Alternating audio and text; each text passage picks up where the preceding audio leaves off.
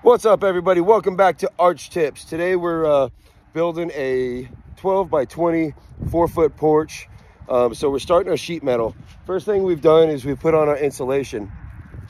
This insulation is R22 closed cell foam. It sandwiches in between the ribs and the sheet metal.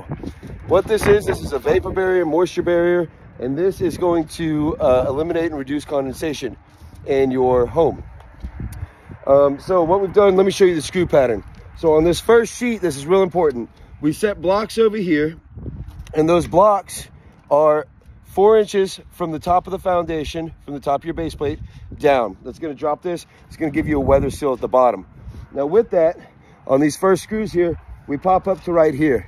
This is the only place where you're gonna do that. And we got 1, 2, 3. We're gonna be doing 3 screws per rib on the vertical. So let's get going. We're gonna go ahead and finish screwing this sheet out, and then I'm gonna show you the full pattern, and then I'll show you the pattern from your second sheet going up and onward to the top. All right, Arch Tips, let's go.